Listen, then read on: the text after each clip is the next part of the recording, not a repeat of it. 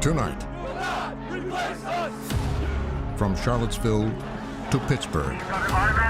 Bauer stormed into this synagogue and said, "I just want to kill Jews." An ongoing investigation. He's identifying Jews as a threat to our people. What he means there is white people. Of violent neo-Nazis. What do you think was going on in this house? They were making bombs.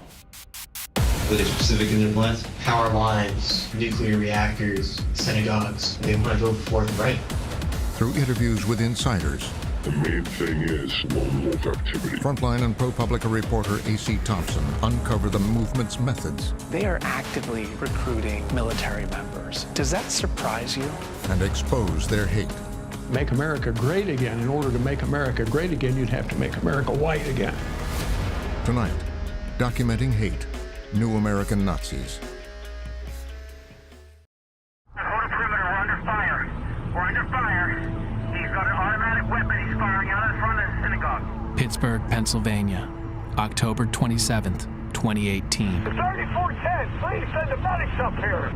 I got one alive. We're evacuating one right now. Robert Bauer storms into the Tree of Life synagogue with an AR-15 and allegedly kills 11 Jewish worshippers. Talking about all these Jews need to die. We have multiple casualties inside the synagogue. We have 3 officers who have been shot. Members of the Tree of Life Synagogue, conducting a peaceful service in their place of worship, were brutally murdered by a gunman targeting them simply because of their faith. Another act of terror in America.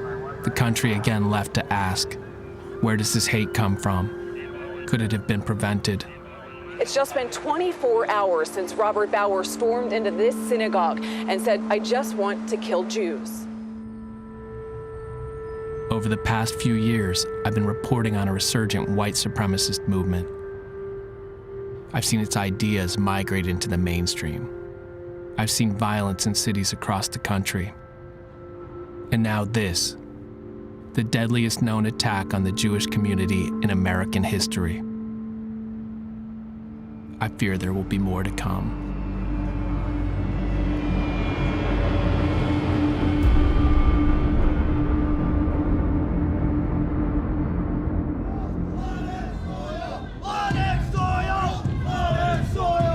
Today's Alt-Right Unite the Right rally is expected to draw over 6,000 people. A year ago, the white supremacist movement shocked the nation with a show of force in Charlottesville, Virginia.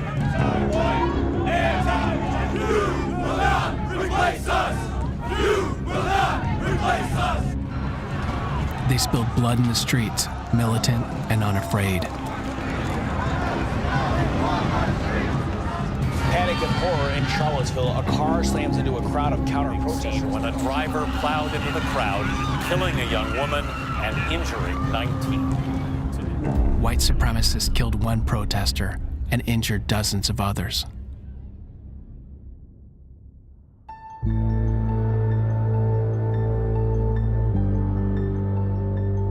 After Charlottesville, I identified some of the groups behind the violence. With a team of reporters, I exposed a neo-Nazi fight club called the Rise Above Movement, or RAM. They were involved in melees in 4 different cities. Following our investigation, 8 members or associates of RAM are now facing federal charges. But the most extreme organization I've been looking at is called the Atomwaffen Division. Atomwaffen means atomic weapons in German. The group embraces Nazi ideology and preaches a hatred of minorities, gays, and Jews. It calls for lone wolf acts of violence, much like the massacre in Pittsburgh.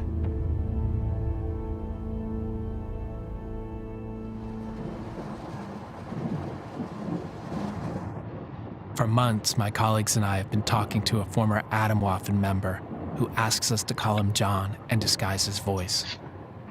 He says the group's ranks swelled after Charlottesville.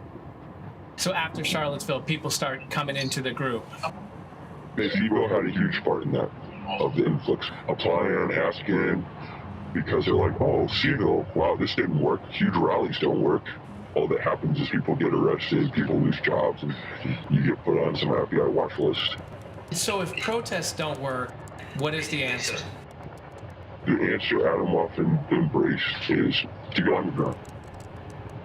John tells me that Adam Woffin's ideology draws from the writings of an obscure neo-Nazi named James Mason, who published a newsletter in the 1980s called Siege. James Mason talks about terrorism. There's a huge passage in Siege about terrorism. It's dropping out of the system so that you can conduct lone wolf activity. The group followed James Mason's Siege like a Bible. It was like the Bible to them. It's the handbook on how to operate.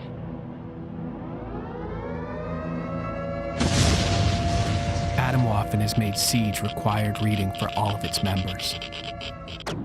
Siege by James Mason. To them, Mason is the latest in a long line of Nazi leaders, inheriting the role from American Nazi Party founder George Lincoln Rockwell, who in turn took his inspiration from Adolf Hitler himself.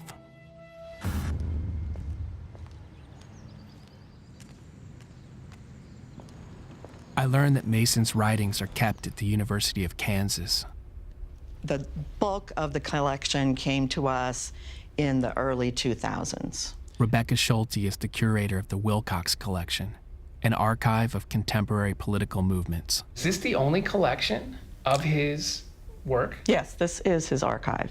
We are the only ones that have them. Enclosed with this letter is a sample copy of Siege, the newsletter of the National Socialist Liberation Front. Mason's archive is highly disturbing. His writing lays out an apocalyptic neo-Nazi vision. He says the white race in America is under siege by people of color and undermined by Jews in positions of power. We do not wish for law and order. For law and order means the continued existence of this rotten rip-off capitalist Jew system. We wish for anarchy and chaos, which will enable us to attack the system while her big brother pigs are trying to keep the pieces from falling apart. And this is a paste up. You know, it's got, yeah. See that? Mason advocated attacks on institutions like Hollywood, media, and the courts. Notorious killer Charles Manson is one of Mason's heroes, and the two had a long correspondence. So this is an object that Charlie Manson knitted in prison and gave to James Mason. So it's some kind of ornament or? Yes. Some kind of artwork. Knitting, yeah, I don't know exactly. Looks like they corresponded a lot. Yeah, looks like over a long period of time, like 81 to 90s. Right. We've had the collection described online for many years, and we haven't seen a lot of action. Right. But in the last few years, there have been more people coming to use the collection. So that's always an indicator that there's something happening out there, there's an interest. We don't always know what it is. So people are starting to look at his writings again. It's very They interesting. are. We're not the first people to come visit you. No, you're not. Back in New York, our Adam Woffin source, John, agreed to talk over video chat with me and my colleague Ollie Winston.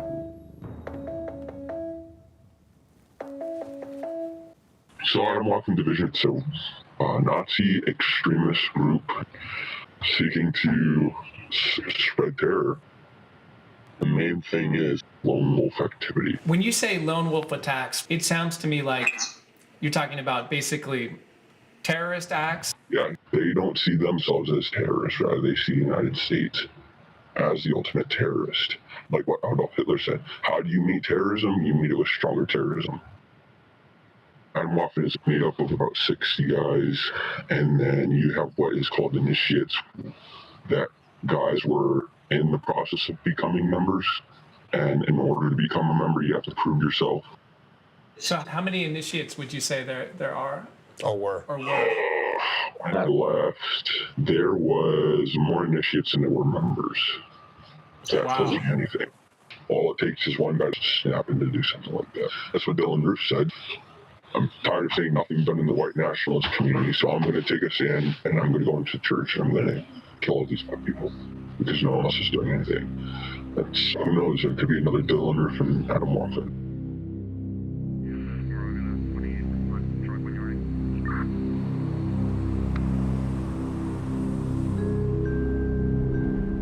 John tells me that if I want to investigate the group, I need to start where it began, in Tampa, Florida.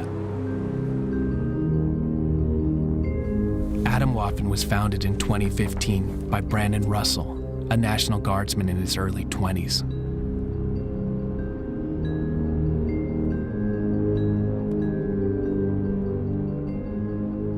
He moved into this apartment complex with 3 other members of the group. One of them, an 18-year-old high school dropout named Devin Arthurs, would bring Adam Waffen to the attention of the authorities. Friday night, Tampa police arrested 18-year-old Devin Arthurs. He confessed to killing his roommates, 22-year-old Jeremy Himmelman and 18-year-old Andrew Onishuk. Arthurs told cops a 4th roommate, Brandon Russell, participates in neo-Nazi chat rooms. The common thread that connected all 4 roommates was neo-Nazi beliefs. Why had Arthurs apparently shot 2 of his roommates? His father agreed to talk to me about what happened that day. I was working in my office, and the cell phone went off, and it was Devin. And he said, "Dad, I'm sorry. I've really messed up. I've really messed up." I said, what's the matter, buddy? What's going on? The 2 guys, the 2 that were staying or whatever, they're dead. I shot him. They upset me, and I shot him. I tried to hold it together, and I said, put the gun down or any weapon down and go turn yourself in right now. Right now. All I was hearing, I'm sorry, Dad, I'm sorry. I said, just turn yourself in. Alan Arthurs says Devin began gravitating to neo-Nazi ideas when he was 13 or 14 years old. So is this junior ROTC? What is? Yeah, that's ROTC in high school. He was really interested in the military. That's what he said. What do you think he was really interested in? There were 2 other brothers and another member of that ROTC that were obviously into the neo-Nazi stuff. So you think he was joining the ROTC group because there were other kids that were into Nazism in the group? Yes, definitely. And he had gone to Tampa. Arthur says his relationship with his son became increasingly strained. Because by the time we weren't talking, and I didn't even, Devin ended up dropping out of high school. He eventually moved into the Tampa apartment with Russell and the other Adam Waffen members. Did you ever talk to Devin since the incident? He said that he would not, when he figured out what Brandon was going to do, he couldn't live with himself. That's all he's ever said to me. Tampa police refused to talk to us about the case, but I obtained video of Devin Arthurs' police interview. Over and over, he tells detectives about Adam Waffen. Adam Waffen Division is a terrorist organization. It's a neo-Nazi organization that I was a part of. But the things that they were planning were horrible. They're planning bombings and stuff like that on countless people. They're planning to kill civilian life. Well, were they specific in their plans? Power lines, nuclear reactors, synagogues. Inside the Adam Waffen apartment, police discovered Nazi paraphernalia, guns, radioactive material, and handmade explosives. On a dresser was a framed photograph of Oklahoma City bomber Timothy McVeigh.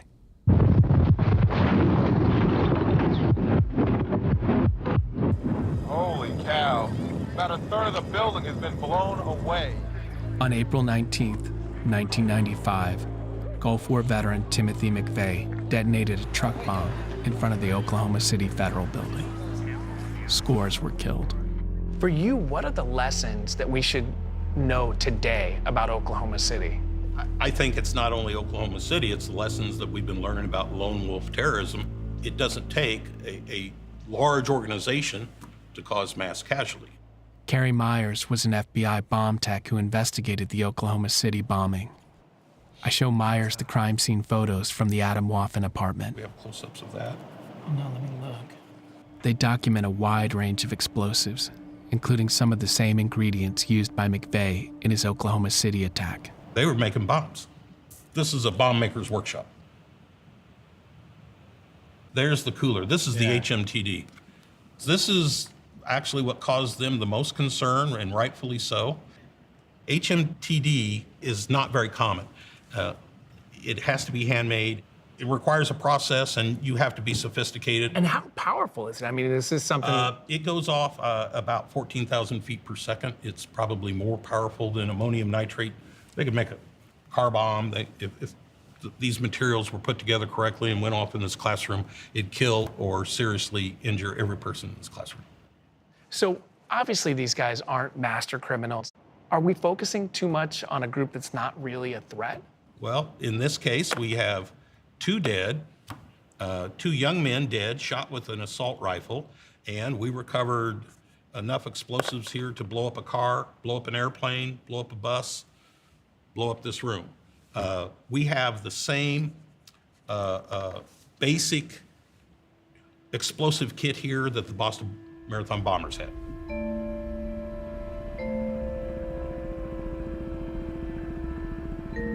The night of Arthur's arrest, Brandon Russell was also detained and questioned by local police and the FBI. He told a different story. He said the explosives were his, but insisted that he was only using them to power model rockets. Adam Waffen was nothing more than a club. The police released Russell without charging him. They even gave him a ride home so he could pick up his car. Russell promptly disappeared. He met up with another Adam Waffen member and began driving south. As the men drove, the FBI issued an arrest warrant for Russell on explosives charges. We had his picture. We were told that he could possibly be going up near Turkey Point for some type of terrorist act. That's all we knew. That's all you knew? That was it. He turned into the Burger King. I put my patrol car right behind his car to block it in, and I didn't even think. I just got out of the car. I said, "Brandon, come here." And he looked at me and he looked startled for a second. And before I gave him reaction to do anything, I just grabbed his arm and started handcuffing him. Do you have any weapons on you? Do you have any weapons on you? Put your hands on your back. He was shaking, which made me shake because I didn't know what he had on him. Explosive materials.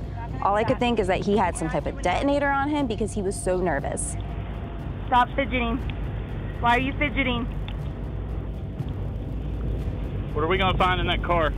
Guns, ammunition. You have at least 2 long guns, in excess of 1,000 rounds of ammunition, homemade body armor, no suitcases, no toiletry bags. It was the absence of the other things that was a little bit concerning. He's too nervous, man. He's way too nervous. We were very, very thankful that we contacted them away from that car, because if we had pulled them over, the outcome of that event could have been way different for everybody involved based on what they had inside the car. Given all the weapons. The weapons were right behind them within hand reach, as well as the ammunition. And I believe they had loaded magazines in the center console for the rifles. When we found all the weapons, we were convinced that we had just stopped the mass shooting.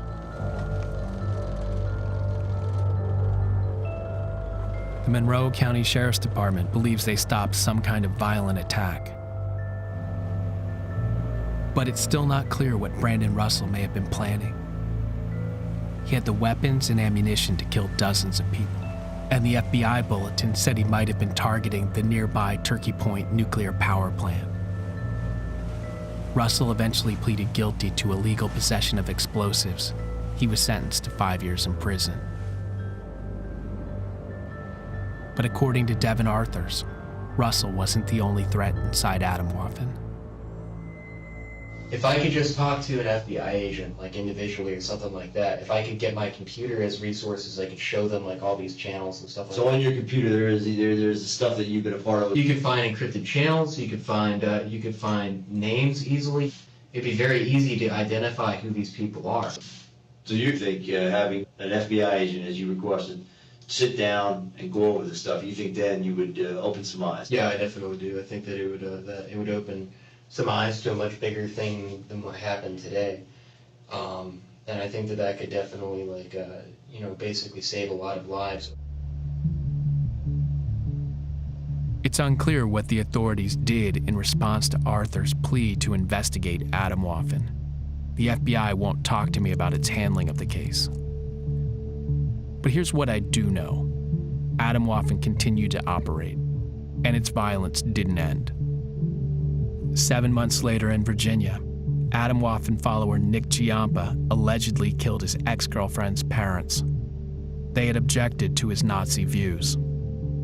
Giampa is yet to stand trial, but the 17-year-old appeared to be fascinated with Adam Waffen. His social media accounts were full of its propaganda.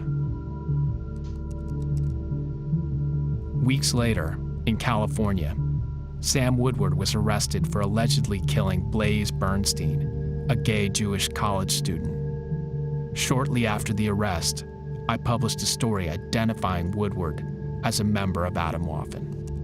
Woodward has pleaded not guilty, but in a cache of confidential chat logs I obtained, Adam Waffen celebrated the slaying. They referred to Woodward as a one-man gay Jew wrecking crew. 3 killings in the 8 months after the arrest of Brandon Russell and Devin Arthurs. Devin Arthurs' predictions of violence seem to have come true. But Arthurs had given police one more warning. They have a guy in the U.S. Army that re-enlisted specifically for the group. This being Brandon. He claimed Adam Waffen had members inside the military. Oh, okay. Like he re-enlisted specifically for the group to go into his supply room and steal stuff, like steal night vision goggles. We have guys in the American military that literally would go to like bases and steal huge amounts of equipment. Well, Brandon's currently in he joined specifically for the knowledge and the training, and he wants to use that training against the government. I'm telling you stuff that the FBI should also be here. Okay. From everything I've learned, Devin Arthurs is a deeply troubled young man. He gave conflicting explanations for the killings and was ultimately deemed mentally unfit to stand trial. But as I continue my investigation, his description of Adam Waffen and its ambitions is checking out.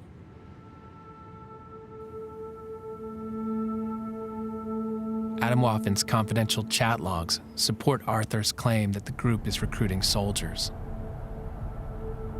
And they reveal the existence of what they describe as hate camps, in which members with military experience provide training in firearms and guerrilla tactics. One hate camp early this year took place here, in Death Valley, on the border between Nevada and California. Adam Waffen filmed themselves training out in the desert.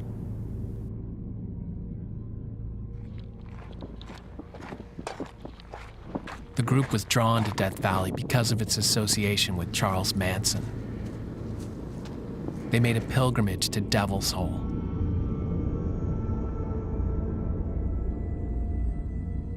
This small gap in the rock opens up into a massive 500-foot deep cavern.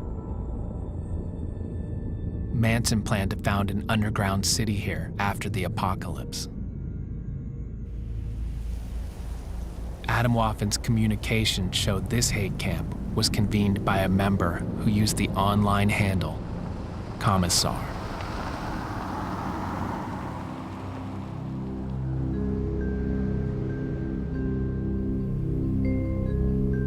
I'm able to identify Commissar as Michael Hubsky, based in Las Vegas. Hubsky isn't a soldier himself, but claimed to have been a private military contractor. He boasted in Adam Waffen chats about his short-barreled CZ Scorpion rifle. Hubsky discussed attacks on infrastructure and claimed to have a classified map of the West Coast power grid. At Hubsky's Death Valley hate camp, and at other Adam Waffen gatherings around the country, the group shoots propaganda videos. Their members fire assault rifles, storm buildings, and clear rooms.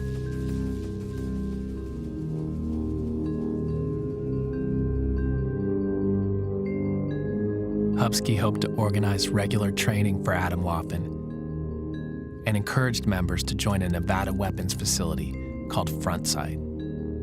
The idea was for Atomwaffen members to get schooled in advanced firearms tactics.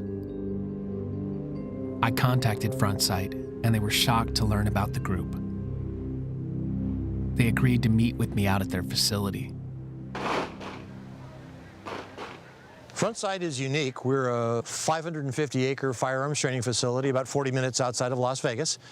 We have 50 ranges and a capacity of approximately 2,000 people at one time. When did you first learn about Michael Hupsky, the Atomwaffen leader who wanted to come train here? I believe initially we were contacted by you folks, and you asked some questions. And as a response to that, we investigated with our law enforcement contacts, and that was enough to convince us that they needed to not be coming to Front Sight any further.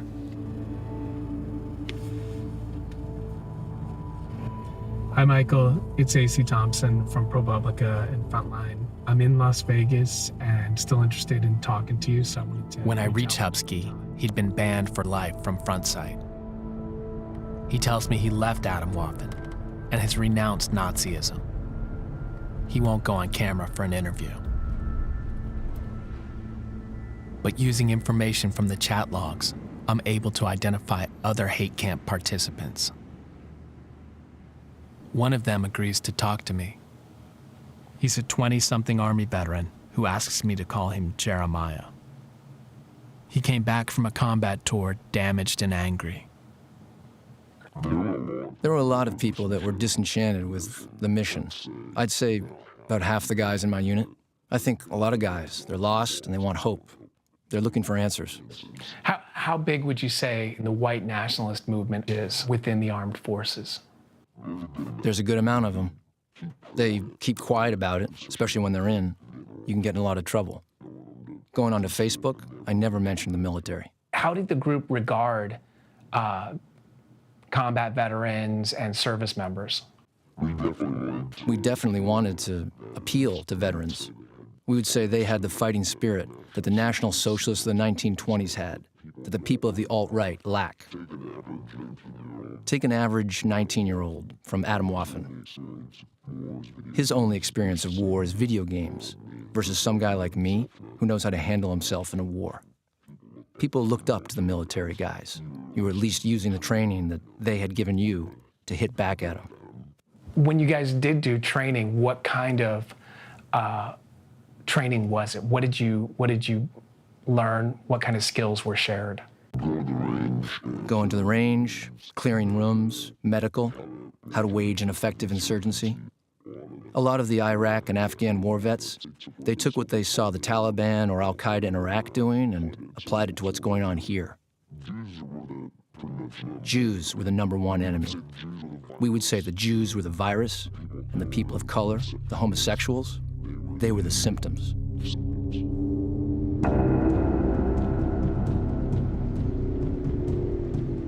By studying Atomwaffen chat logs, my colleagues and I develop a list of more than 80 Atomwaffen members. 7 of these men have military experience.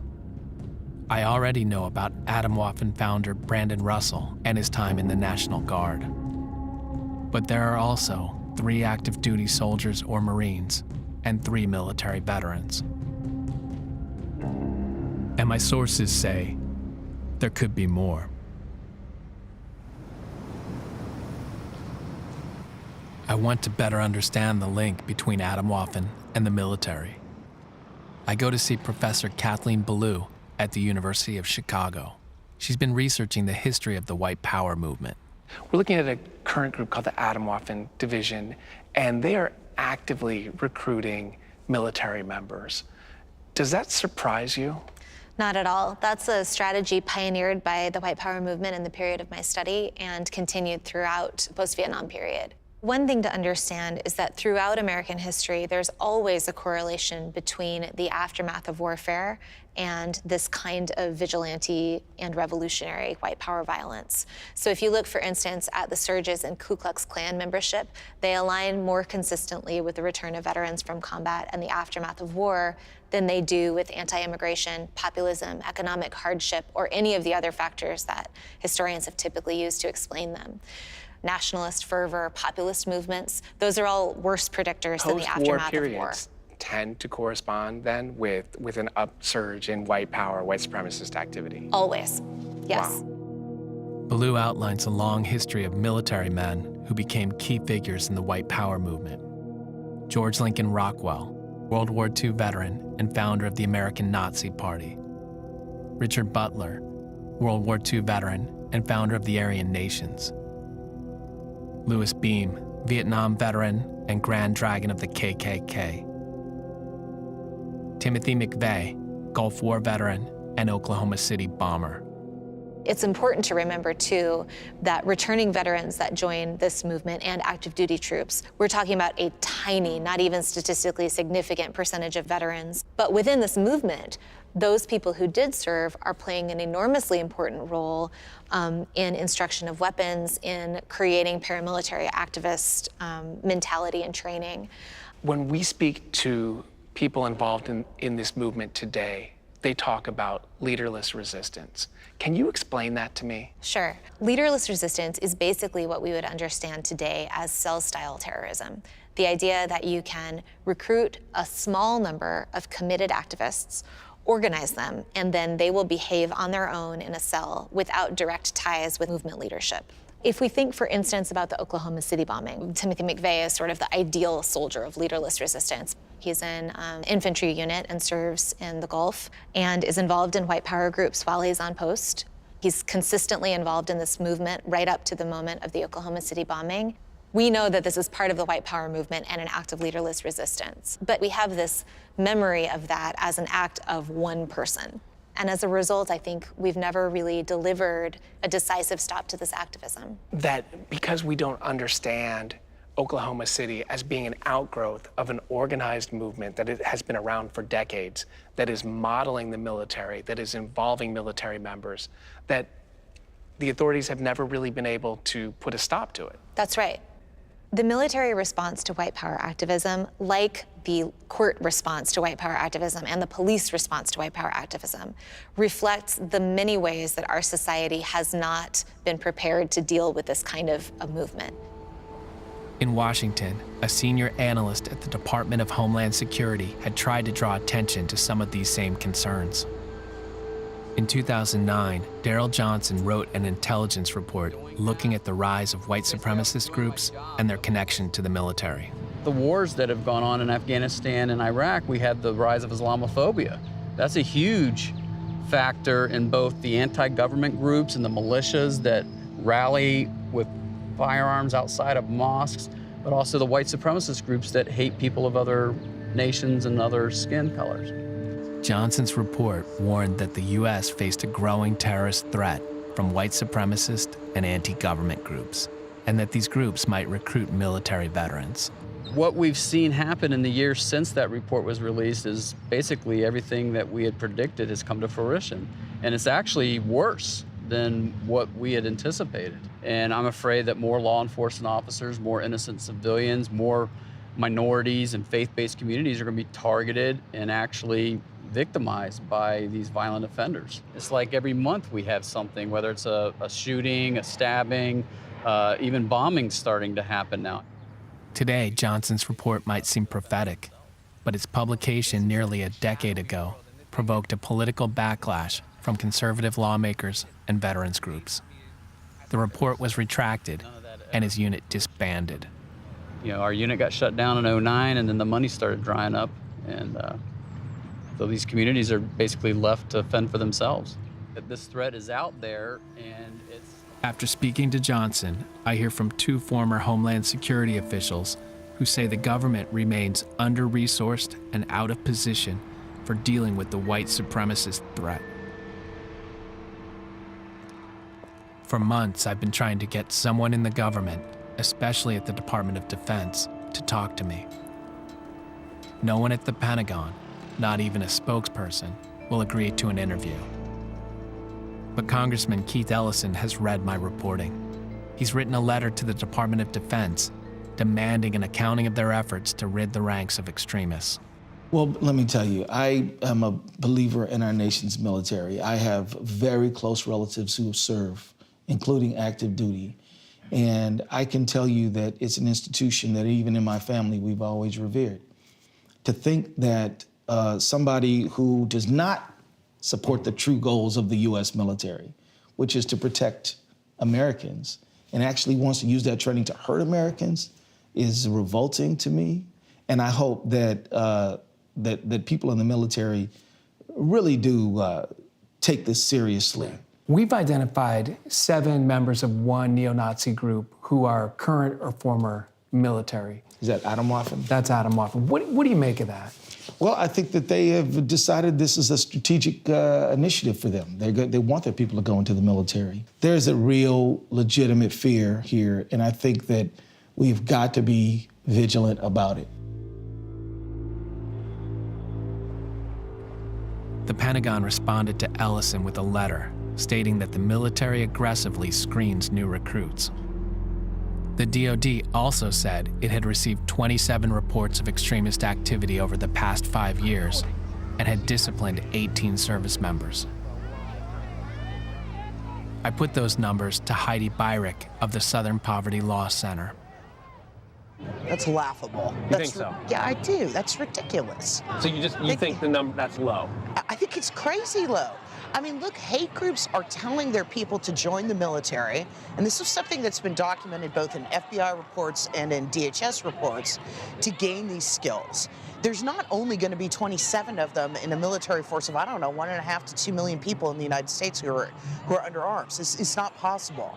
I think it's actually, that's just an indicator to me of how low a priority it is to root these people out.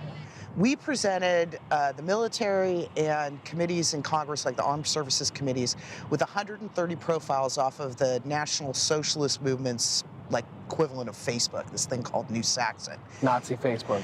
Exactly, Nazi Facebook. And we keep sending stuff to the military, like examples of people saying, yeah, you should look at this guy, he looks like he might be in violation. And, you know, most of the time we never even hear anything back from them. I just think that the military needs to have pressure put on it to put this at the top of its list. If that means shuffling around resources, so be it. We don't want another McVeigh, right? You just can't have this.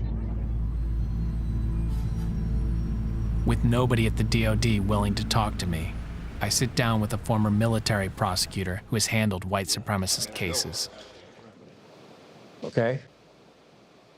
And I can see this is a response to a congressman who's apparently asked a question. Yeah. As a follow-up to some of the work you guys were doing in these articles about service members.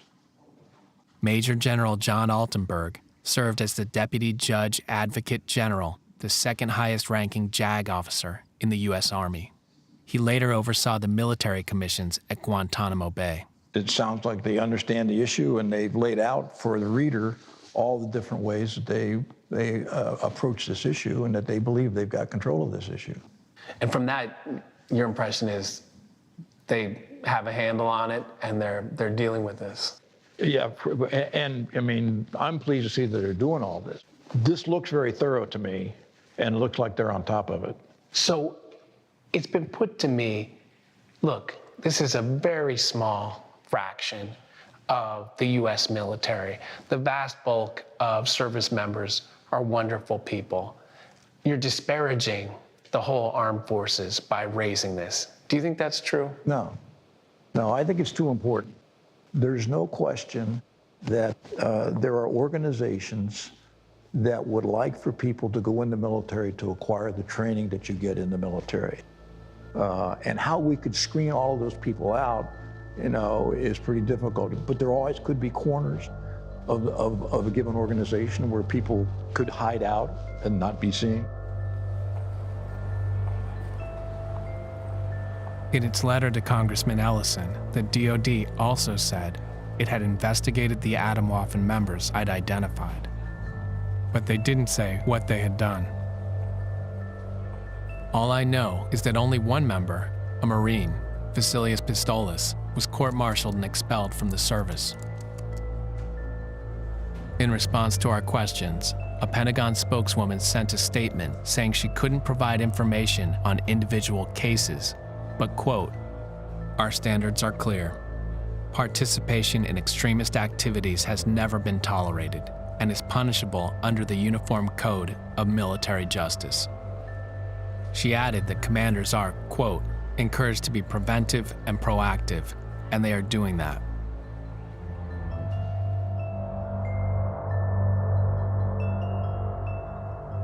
I've been writing stories about Atomwaffen and talking to insiders for nearly a year. And it seems like the group has been paying attention.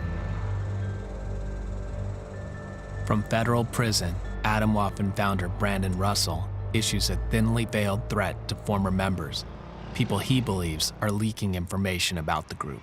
A lot has transpired in the years since my incarceration, because I've become a prisoner of war in this war against society. To all of those who abandoned ship, woe to you.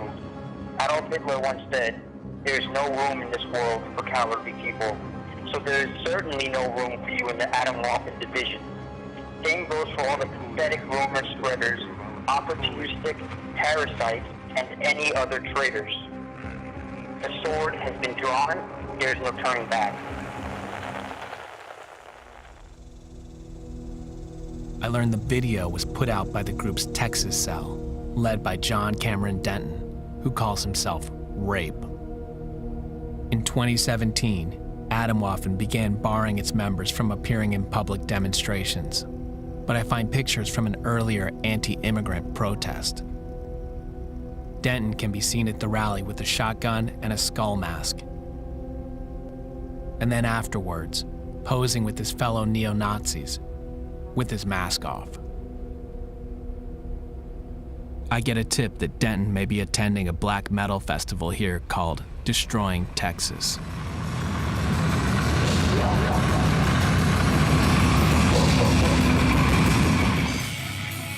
After a year of tracking Atomwaffen online, I have a chance to confront the group in person. If I do find them inside the club, I'm not sure what to expect. The show is packed. Most of the concert goers look like typical metalheads, but I do spot a few obscure neo-Nazi patches on some people's clothing. I find Rape drinking outside, along with two other Atomwaffen members I recognize from my reporting. Hey, Rape. I'm AC. I wanted to come out here and talk to you about Atomwaffen. No comment. No comment? No. Not going to do an interview? No. Are you worried about going to prison? Nope. Atomwaffen members stand accused of multiple murders, and their propaganda is filled with violent threats. But after all of the online posturing, Rape and the others aren't physically intimidating. Because I wanted to talk. And they are far less aggressive in person than the skinhead gangs I've followed in the past. All right, thanks. Hey, Jeremiah. Hey, how are you doing? I met Rape out at a metal show in Texas. How'd that go? I was kind of surprised because they talk all this violent stuff online, but they were just kind of quietly hostile and seething. That figures. If they were wanting to do something violent, they wouldn't do it publicly. These guys, they're not stupid. They're not like these skinhead types. Jeremiah says I shouldn't underestimate Rape. He has a direct relationship with Atomwaffen's intellectual leader, James Mason. Did you ever get to talk to Mason or meet him? We heard him over a couple of voice chats. I never met him in person, though. Rape and Mason had their own little thing. What kind of sense did you get of him when you were talking to him on those chats? I thought he was a genius. In propaganda videos, Atomwaffen say that Mason disappeared for 15 years until they located him. They pose for photos with Mason dressed in a Nazi uniform and celebrate their collaboration. I'm unable to find a phone number for Mason, but I learn he's living in the Denver area. Mason has no online profile, no social media. He doesn't even appear to have an email account. He spent time in a Colorado prison for menacing someone with a pistol. A bankruptcy filing from a few years ago reveals a solitary life, working at Kmart and living alone. I've gotten several possible addresses for Mason, and I begin to search neighborhoods for him. Then, I get a call. It's Mason, and he wants to talk to me. Whenever you're ready. So, how big do you think the Atomwaffen division is these days? How many members? I haven't the foggiest idea. But they come visit you. On occasion, they will come through the territory, yes. I'm always happy to meet with them. Mason is evasive at first. I try to get him to talk about the killings and violence linked to Atomwaffen. I'm glad I didn't know about it, and I don't want to know. Because if I did know, I'd be involved in it. And I don't want to be involved in it. You don't want to go back to prison. I do not urge anybody to do anything like that. But when it gets done, I won't disown them. I kind of welcome the chaos. What did you think of James Fields, the guy who allegedly drove his car into the crowd in Charlottesville? I say, bless his heart, because he sure is in a jam. So you're sympathetic? Oh, very sympathetic, totally sympathetic. To you, Fields is a hero? Yes. What do you think of Tim McVeigh? Another hero. The white race is in danger. And it's not by accident. It's driven. It's planned. Who's planning it? The Jews. We know it's the Jews. I mean, we know that. We've been saying... Mason has a lot more to say, the kind of anti-Semitic conspiracy theories I've come to expect from white supremacists. But I'm struck by what he says next. With Trump winning that election by surprise, and it was a surprise, I now believe anything could be possible. After decades of railing against the government, Mason says Trump is giving him hope. As Trump says, and he has it printed right across the front of his hat, make America great again. In order to make America great again, you'd have to make America white again. Okay? It's interesting. We're headed for interesting times.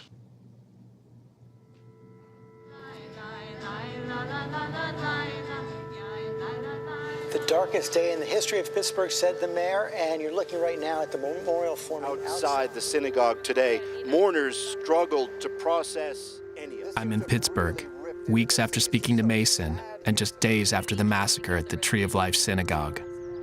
Before he allegedly stormed the synagogue, Robert Bowers posted on social media, writing about Jews helping immigrant invaders who were killing his people.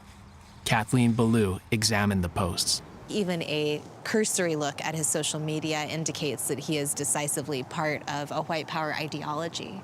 What did you see when you were looking through those accounts? His last post expressed that he was going to go in shooting, and it's an anti-Semitic rant. But it also repeats twice the phrase, our people, that he needs to protect our people, that he's identifying Jews as a threat to our people, that what he means there is white people. And then through the rest of the account, there's a whole bunch of other markers of white power ideology. All of that content is deeply, deeply disturbing, but is historic. We have a history. You've seen it before. Absolutely. I think this is an example of leaderless resistance in that it is what appears to be a lone gunman, but someone who is motivated and propelled by a worldview and by a social network of like-minded people who push and enable violence. This movement has been using these structures for decades.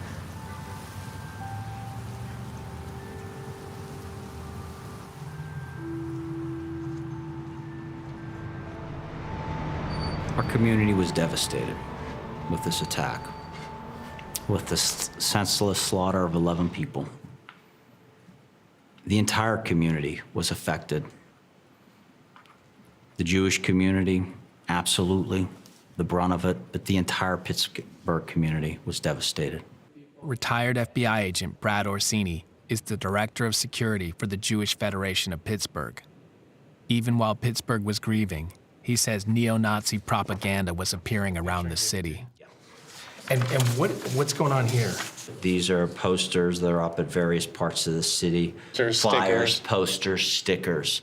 This week in particular, we've seen an increase. After what's happened in recent days, you have a fascist group coming in here. Yes. And I got numerous reports on Tuesday. Orsini says even before the shooting, he had decided to take additional precautions. We have put casualty bags in each one of our synagogues and schools. There's tourniquets. There are compression pads. There's wound packing material. And so basically you have extreme first aid kits, life-saving kits in the synagogues, the schools, Absolutely. and other institutions around here. Every one of our major institutions, we have them. It's kind of sad. It's incredibly sad. To think we're in a day where we have to worry about security for people going in to pray. Pittsburgh is still mourning, and the questions it provoked still linger. Can these kind of killings be prevented? I now know the FBI is looking at Atomwaffen. Agents in several states have been talking with former members. And it turns out the Bureau is investigating Robert Bauer's relationship to two neo-Nazi brothers with connections to Atomwaffen. But what I've learned in my years covering white supremacist groups is that they are many, and they draw from a deep reservoir of ugliness in America. Just this month, the FBI announced hate crimes had spiked again, the third year running. This story is far from over.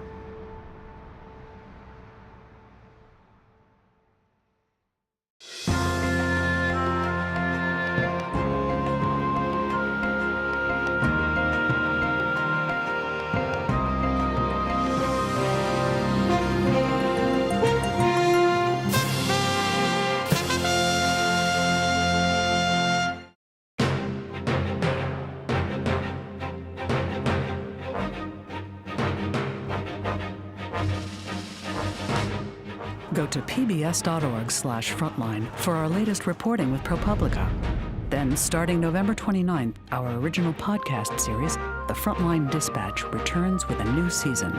It's so risky. I don't want to be walking around like this. I don't want someone. I think it's gut-wrenching that he knew that he could go out there and he could get shot by me. Subscribe now on our website or wherever you listen to podcasts. To order Frontline's Documenting Hate, New American Nazis on DVD, visit Shop PBS or call 1-800-PLAY-PBS. This program is also available on Amazon Prime Video.